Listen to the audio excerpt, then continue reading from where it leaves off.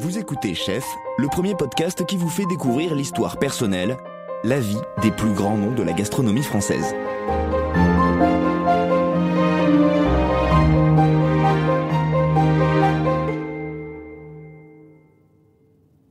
Bonjour à tous, nous sommes heureux de vous retrouver pour ce nouvel épisode de Chef consacré à Jérôme Banquetel.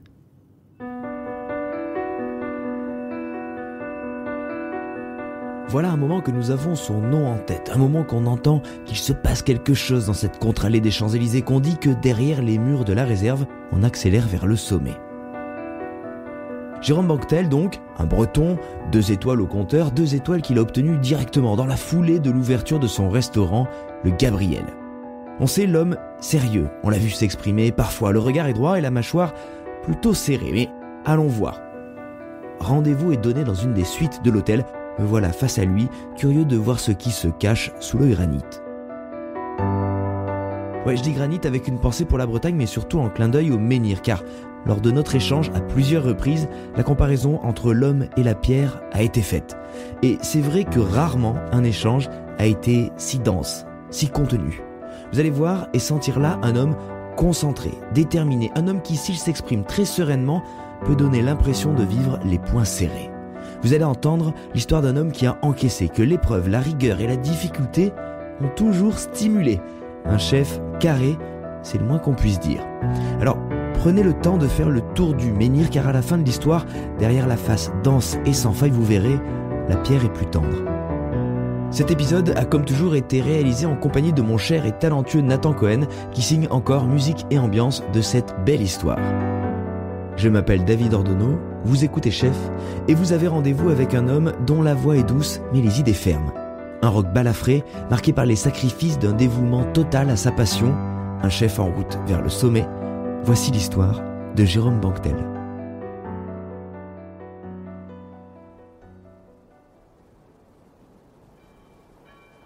Je suis né en Bretagne, dans un petit village qui s'appelle Pierre-et-sur-Sèche, qui est à côté de Rennes. Famille, on peut dire traditionnelle, hein. Enfin, les parents travaillent, mais pas du tout dans la restauration. Ma mère est dans plutôt médical, et puis mon père, il est dans la mécanique. Voilà. Je suis l'aîné de trois frères. Ma mère voulait 3 filles et 3 garçons, pauvre femme. Elle a mis du temps entre chaque enfant, elle a mis 8 ans, donc j'ai eu un décalage avec mes frères un peu compliqué. Enfin, je suis le très grand frère, et le deuxième, on s'est connus, déjà j'avais pas trop compris pourquoi il arrivait, et le troisième, j'étais parti déjà. Ma mère est tombée malade, donc j'ai été élevé beaucoup par mon grand-père et ma grand-mère, et donc tout à la ferme. Puis après, j'y allais tout le temps. Je finissais l'école, je m'occupais pas trop de ce qu'il y avait à faire, j'allais directement. Qu'est-ce qui vous plaisait là-dedans, dans cet environnement ? Mais mon grand-père, c'était tout, quoi. Déjà, il élevait des chevaux, donc il y avait des courses le dimanche, il y avait des poneys, il y avait des vaches, il y avait plein de choses à faire. Tracteurs, il y avait les récoltes, les moissons, enfin tout.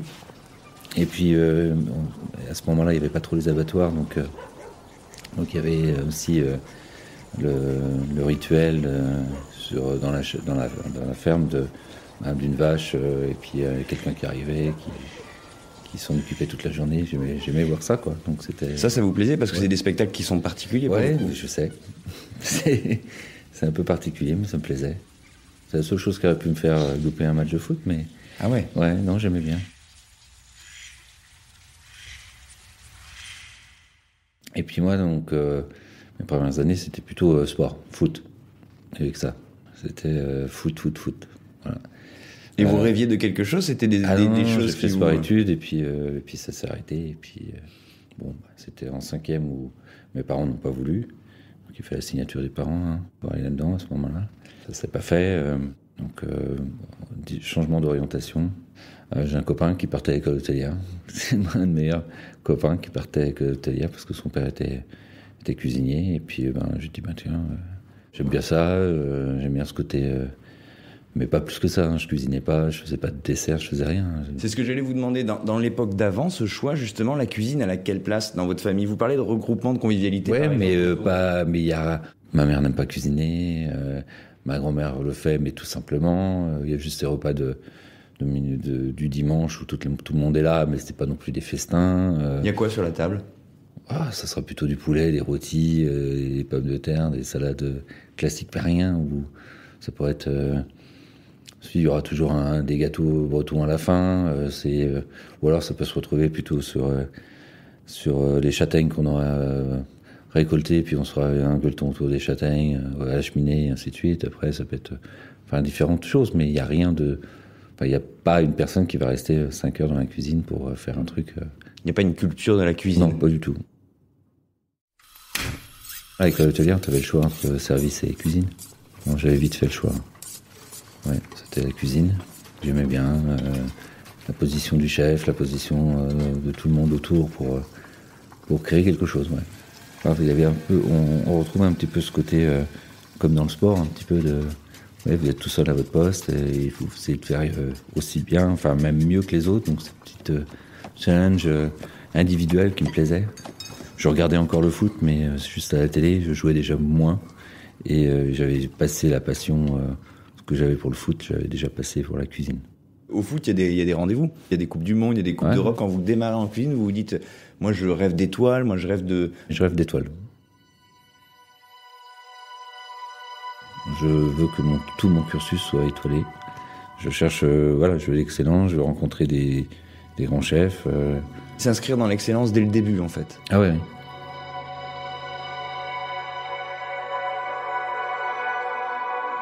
Le deuxième stage que j'ai demandé 2 étoiles tout de suite. Ouais.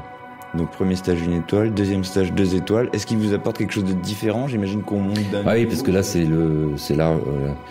je suis reparti travailler après avec lui, mais c'est le deuxième stage, je l'ai fait chez Michel Carrevert, qui est un Breton, qui à ce moment-là a 2 étoiles au Duc d'Enghien, qui avait 2 étoiles dans ma région, donc c'est un grand bonhomme. Et là, je pense que ça a été celui qui m'a dit que ça sera à fond et je vais être à son niveau quand je serai grand. C'est un modèle à ce moment-là. C'est un modèle, c'est le meilleur culinairement parlant en cuisine que j'ai eu la chance de côtoyer.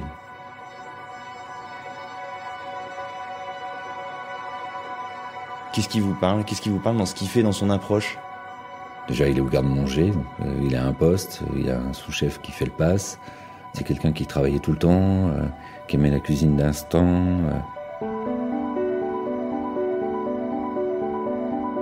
On cuisait au moment, on faisait tout au moment, et on se prenait des rousses, mais c'était toujours formateur, quoi.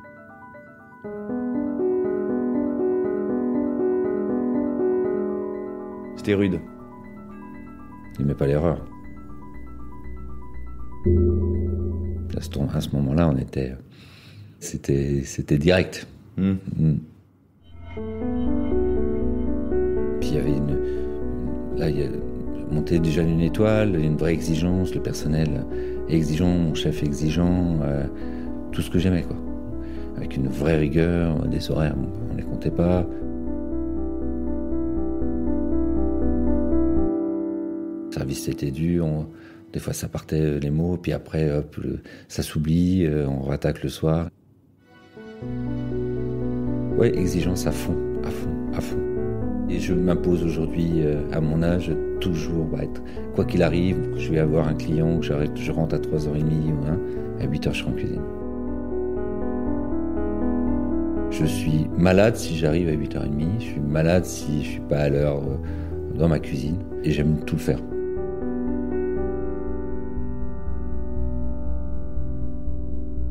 J'aime bien prendre les cèpes, tous les avoir dans la main, les gratter, les faire nettoyer, ensuite les reprendre.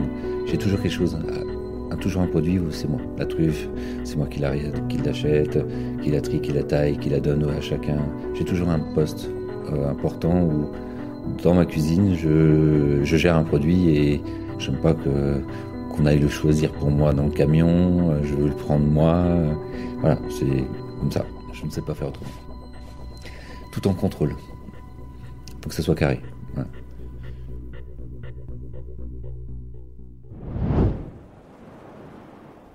Et le jeune Banquetel va être servi puisqu'il va intégrer l'armée pour faire son service.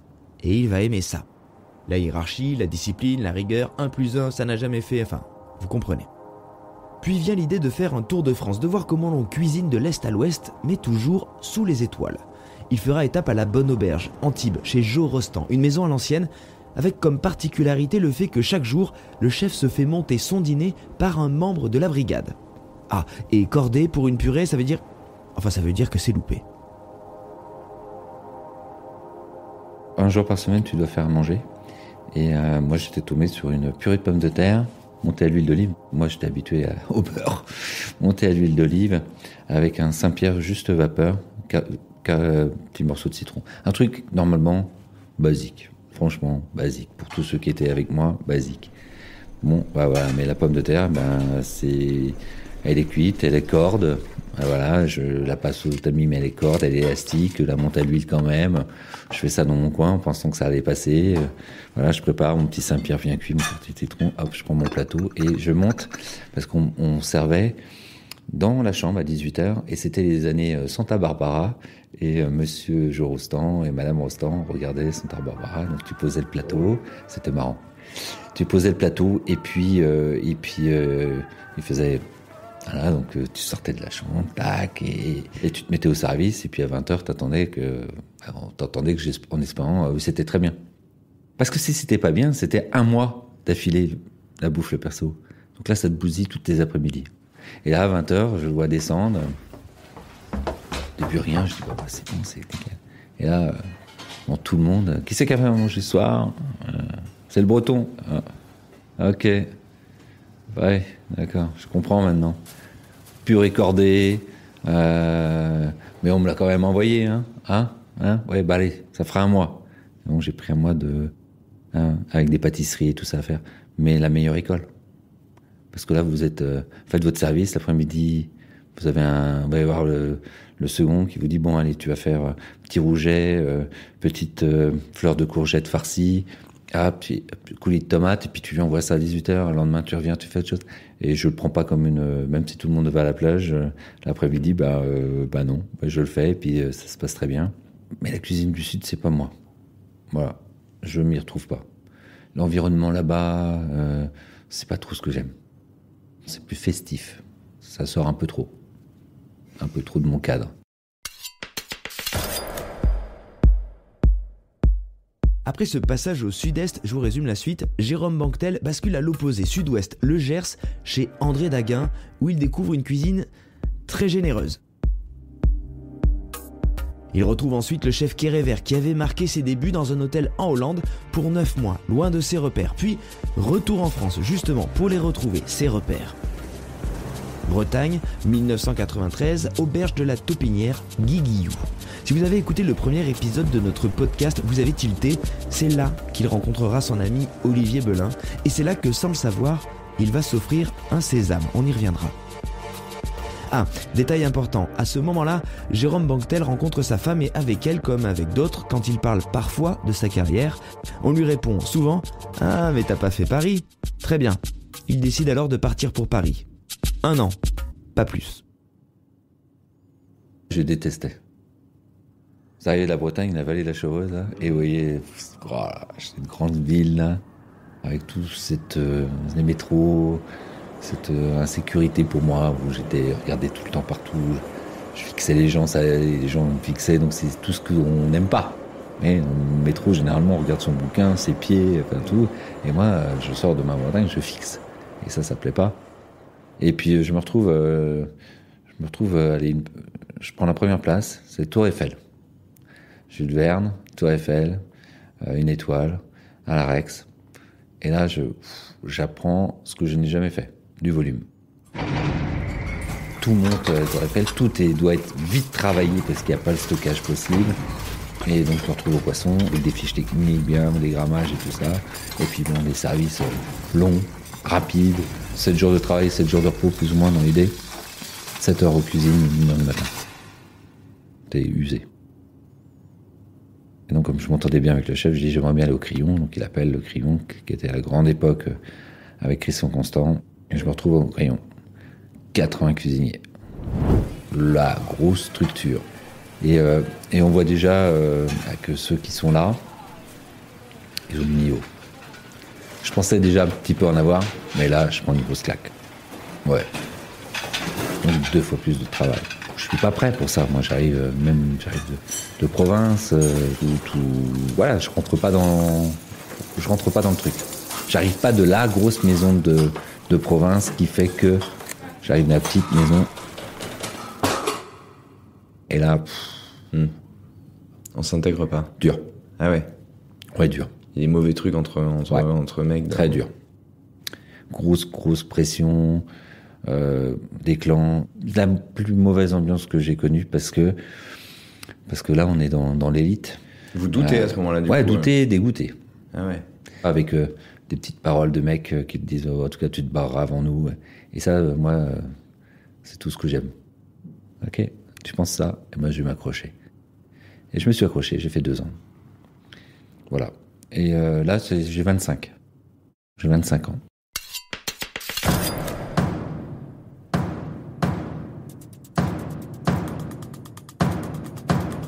Faire sa place, tenir, penser partir, mais s'imposer pour sortir à 25 ans avec encore plus d'ambition. 2 étoiles, Banquetel connaît, il l'a enduré, et là où d'autres auraient dit basta, j'ai donné, lui en redemande, il veut plus, il veut connaître le 3 étoiles. Je veux 3, et je veux 3, mais je veux pas le 3 classique, je veux le 3 d'excellence. Il n'y en a qu'un à Paris, c'est l'Ambroisie.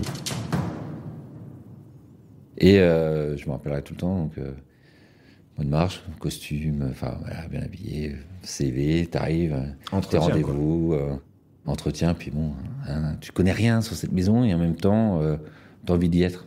Mais tu connais rien parce que personne ne sait comment ça se passe dans cette maison.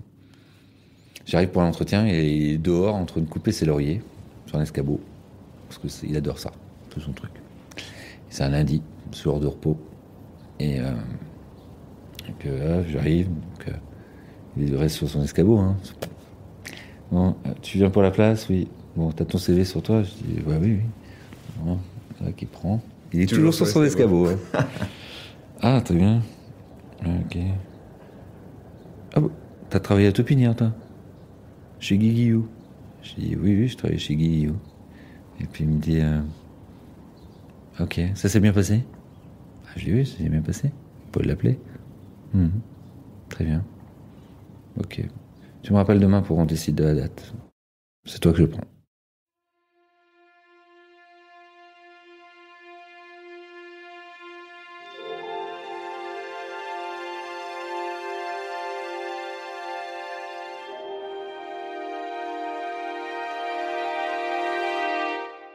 Une carte, 5 entrées, 5 plats, 5 desserts. Voilà. Ticket moyen, je crois, le plus élevé de tout Paris. Des produits de dingue. Très familial.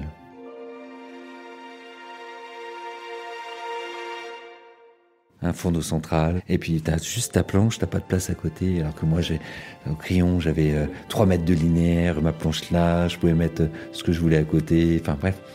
J'avais sorti la grosse mallette avec tous mes couteaux. Puis le mec à côté de moi qui a 12 ans de maison, il me dit, à mon avis, ça rentrera pas tes couteaux. Tu peux en mettre 2, t'en choisis 2. 2? Ouais. Ok.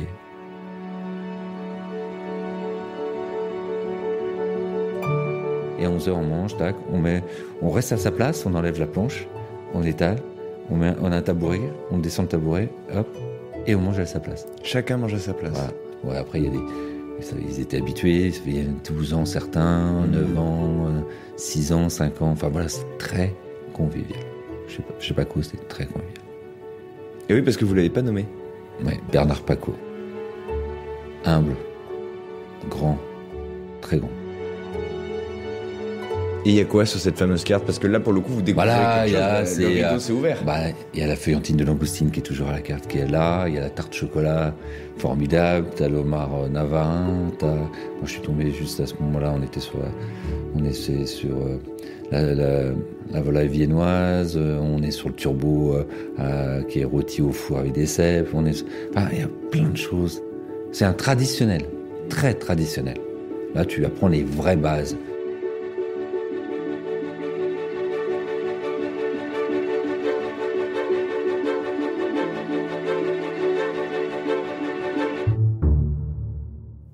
D'un palace, habitué à essayer de bouffer le voisin. Il y a hiérarchie et donc on veut progresser. Là, il n'y en a pas.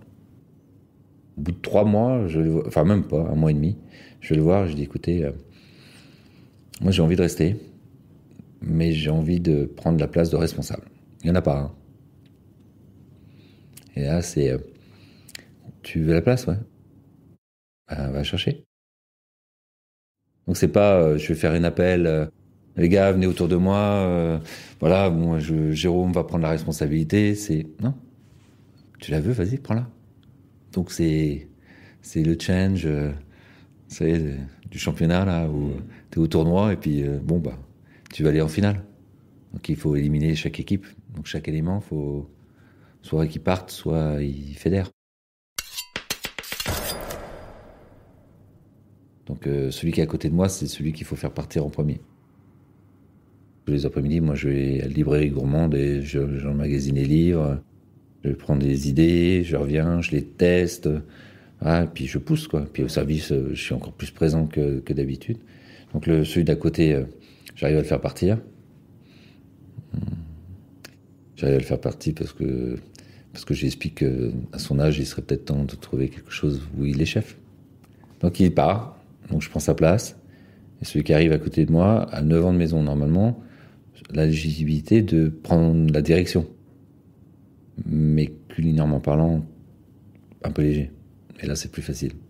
Je pousse. Et puis après, au fur et à mesure, je te prends de l'importance, jusqu'à monter chez lui à chaque changement de carte, et on discute de ce qu'on peut faire, des essais et tout ça. Et c'est grand moment. Je suis sous-chef de Bernard Pacot, Ambroisie, 3 étoiles.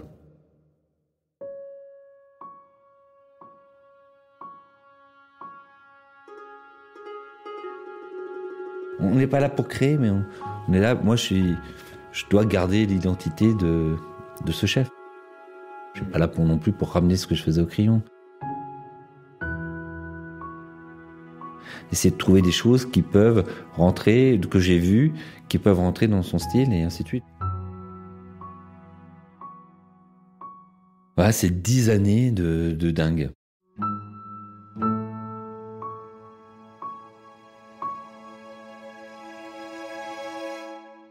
Je veux dire, aujourd'hui, je ne serais jamais parti s'il n'y avait pas eu un facteur qui est intervenu. Autrement, je n'avais pas envie de m'installer.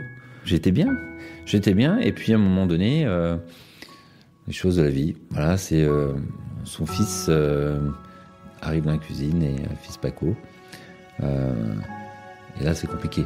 Et c'est le fils spirituel qui rencontre le fils. C'est trop dur.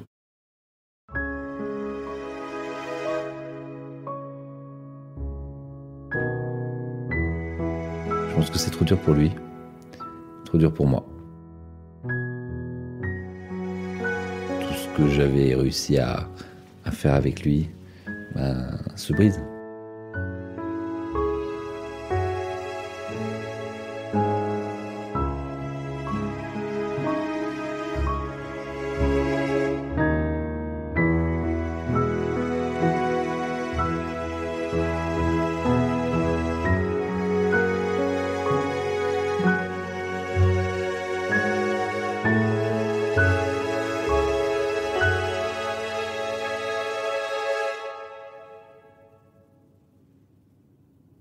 Et un jour, il y a le chef de... Parce qu'avant moi, il y avait un chef qui s'appelait Frédéric Robert, chez Paco. Et Frédéric Robert était parti chez Sandorin. Et puis lui, en 2006, lui par contre, il a envie de partir de chez Sandorin. Et puis il m'appelle et puis il me dit, écoute, je pars de chez Sandorin, est-ce que ça t'intéresse la place? Alain Sandorin, un personnage grand, enfin celui qui a quand même formé Passard, enfin qui a formé énormément de monde. Hein, quand vous faites aujourd'hui le listing de tous ceux qui sont passés chez lui, c'est... Et de cette rencontre, je signe le contrat. Le soir même, j'ai signé le contrat. Ah oui, tout de suite. Je savais pas... Non, mais il m'a tellement... il a les mots. J'ai jamais vu quelqu'un qui lisait autant, qui savait tellement bien parler. Vraiment, le grand. Très, très, très, très, très dur, mais le grand. Et puis je rentre chez moi, puis je dis, putain, j'ai signé. Ok, donc là, il faut annoncer à monsieur Paco que je vais partir. Et là, c'est dur. On quitte le père. On quitte le père, ouais.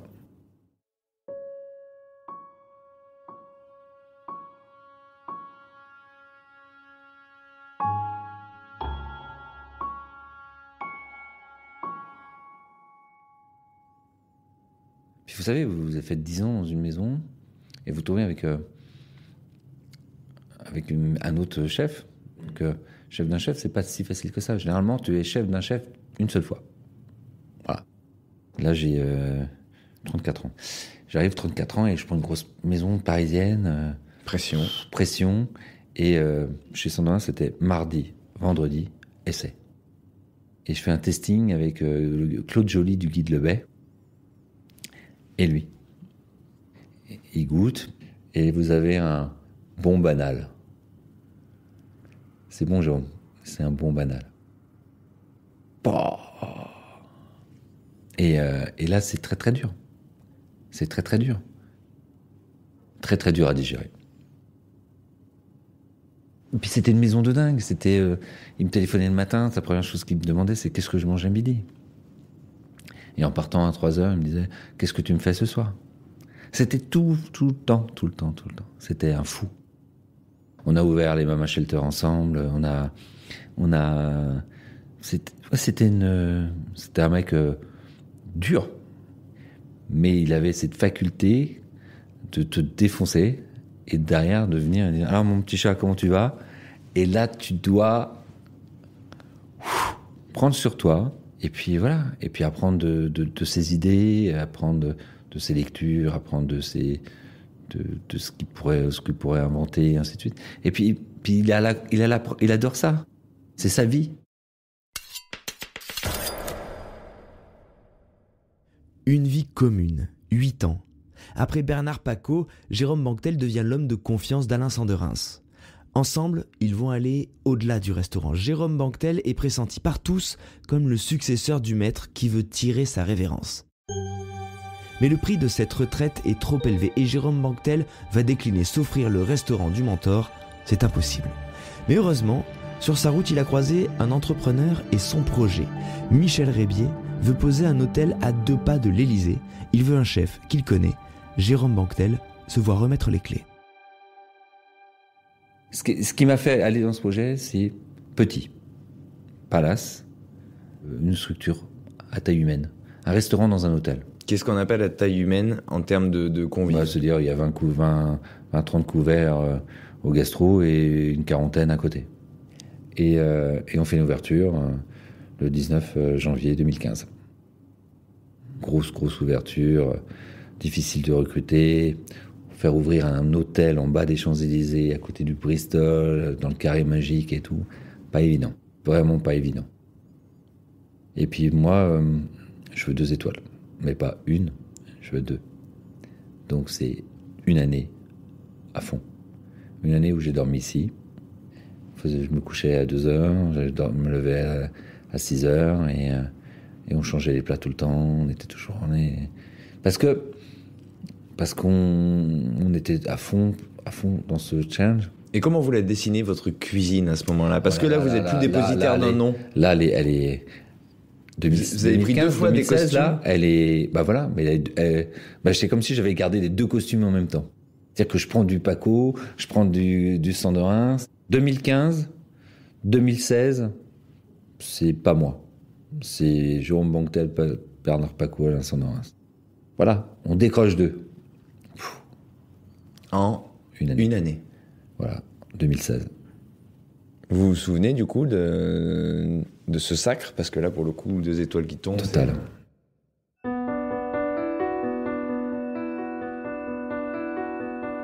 C'est un coup de téléphone.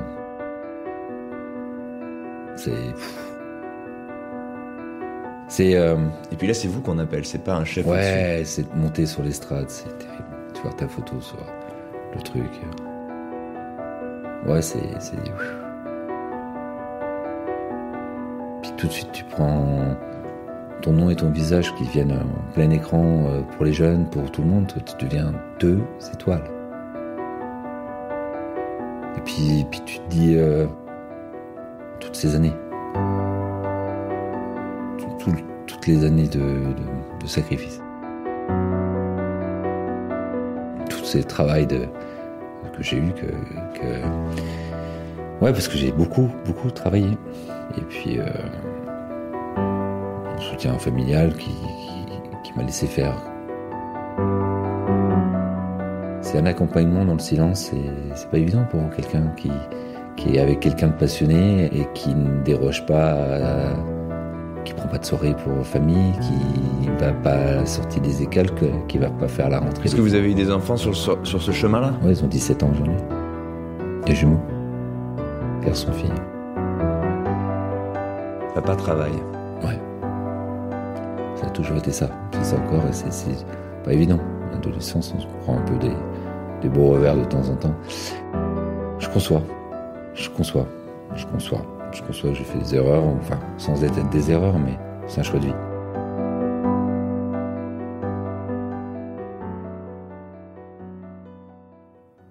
On décroche 2. Maintenant 2, c'est 3. Donc, on va reprendre tous les plats, et tous ceux qui sont capables d'aller, qui peuvent aller en haut, on va les garder, et tous les autres, on va les sortir. On a tout sorti, sauf un. Et on s'est remis en créa. Et puis je décide une seule personne avec moi.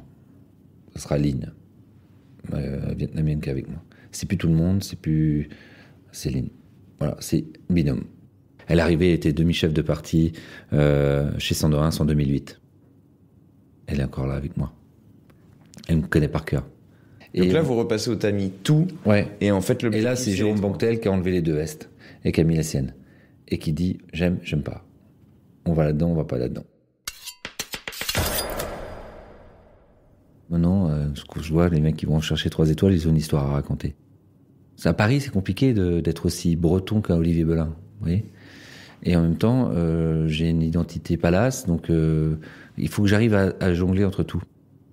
C'est-à-dire qu'on va prendre un croustillant de tête de cochon qui va être roulé dans un nori pour ramener le Japon. Traite de cochon, on est en Bretagne, la pomme de terre va être choisie. Et après, on va aller la percuter avec des algues, des coquillages et un jus de cochon. Et après, on va se prendre un maquereau qu'on aura travaillé sur des galets, qui est cuit entre 2 feuilles de bois, comme au Japon, quand ils cuisent leur saumon, entre 2 feuilles de bois, et qui sera servi avec des tomates qu'on aura mis à la chaux, et qu'on aura farci d'un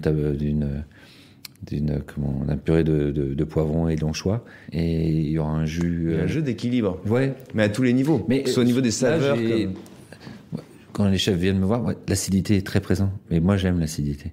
Et puis, j'aime que ça soit centré. Je peux pas avoir un petit truc là.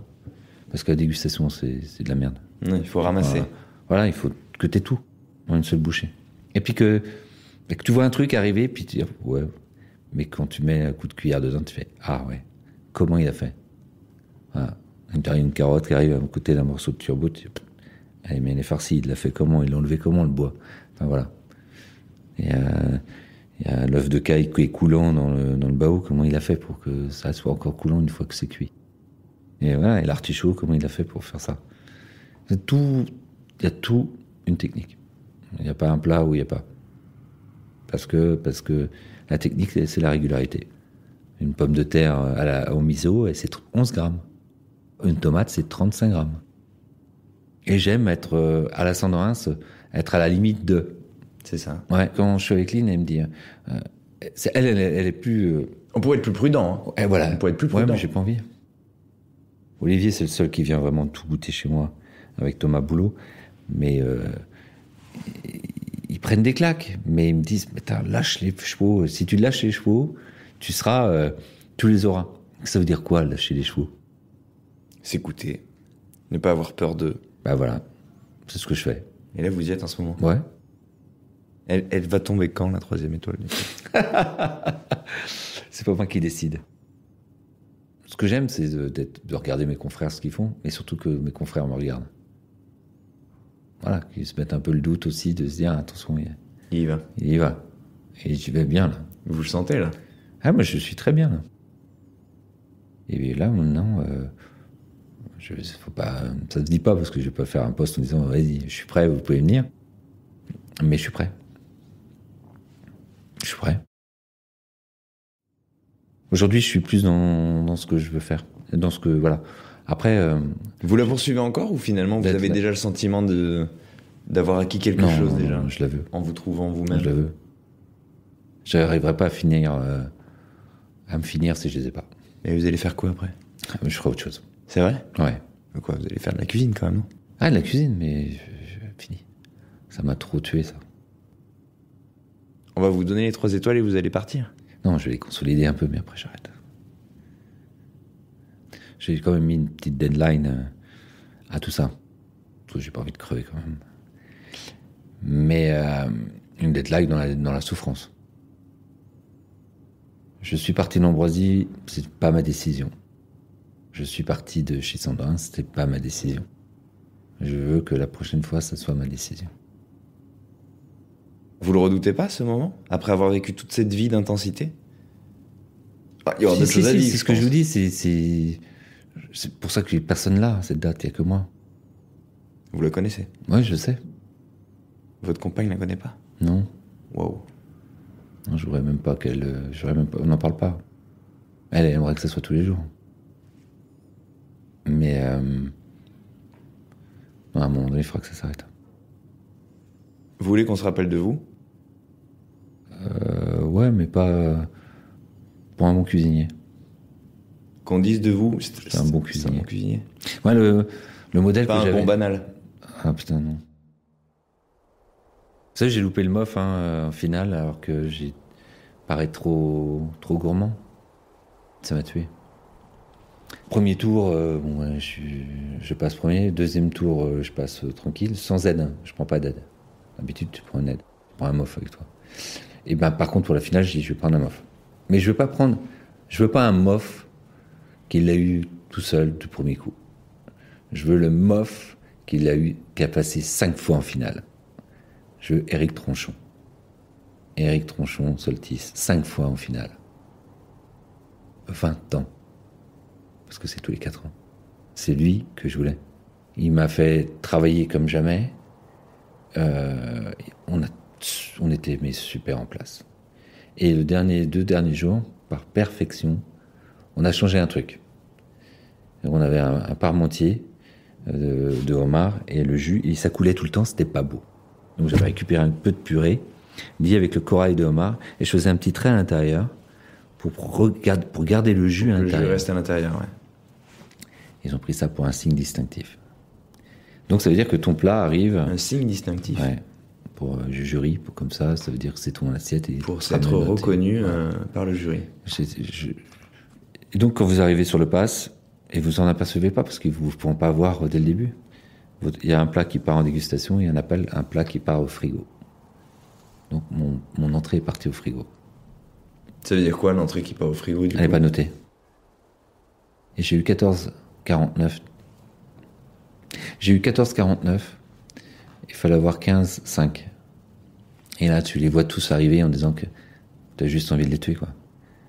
C'est des éléments qui étaient dans le truc, hein, parce que c'était parmentier de homard. J'ai juste utilisé le corail de homard avec la purée pour faire un joli trait à l'intérieur, pour garder le jus, pour que ça soit meilleur. J'ai rien inventé de plus. J'ai pas été chercher de la patate douce ou quelque chose pour faire un truc. J'ai pris ça. Personne n'est venu m'expliquer, toi. Mais par contre, tout le monde était autour de moi à me voir travailler. Je savais, hein. On avait tellement travaillé avec Eric. Franchement, Eric, il me dit, je te voyais l'avoir direct, tellement c'était carré, dans les temps. Ce jour-là, j'étais une machine. Il ne pouvait rien arriver. J'avais 20 minutes d'attente 20 minutes d'avance à chaque plat. J'étais même en train de dire, je peux envoyer? Non, c'est trop tôt. Je dis, putain.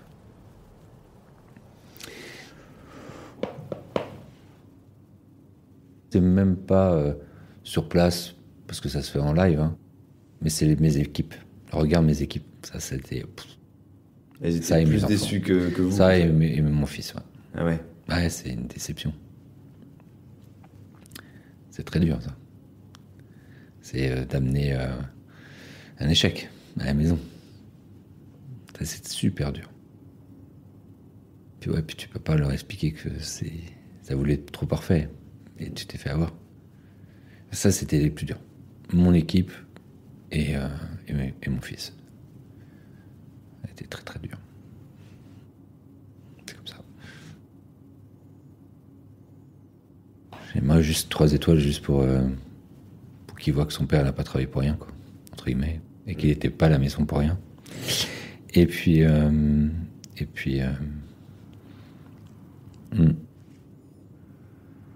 Comment on revient de ça? on se représente.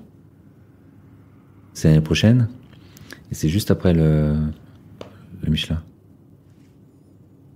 C'est juste c'est d'avoir 3 et d'aller me le présenter. Ouais. Alors dire, ok, tu viens d'avoir 3 étoiles, mais tu vas quand même mettre tes couilles devant eux, là, et qui vont te noter. Ce serait pas mal, hein?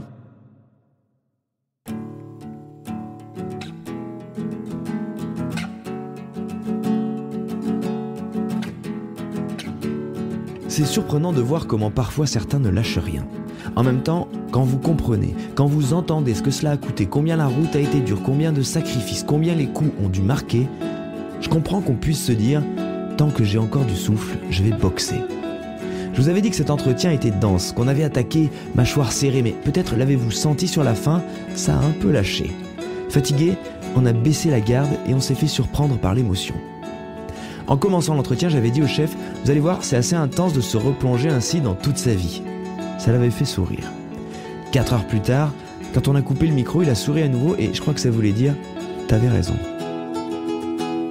Jérôme Banquetel a alors tenu à me raccompagner jusqu'au dehors. On a quitté la suite, descendu le grand escalier, on a traversé l'hôtel, les salons, on a laissé le restaurant et quand on a franchi la porte de l'hôtel, on a inspiré comme si depuis des heures on était sous apnée. Moi, j'avais encaissé son récit, ses poings serrés, je m'étais fait boxer et je crois que lui aussi il s'était fait un peu manier par toute cette vie qu'on venait de ramasser. On a ri de ce soupir de soulagement à l'idée de retrouver l'extérieur, conscients l'un et l'autre de ce qui venait de se passer, mais pudiquement, on n'a pas mis beaucoup de mots sur cette émotion. On s'est dit à bientôt, je lui ai dit que j'avais hâte qu'il décroche sa 3e étoile, il a ri et je suis parti.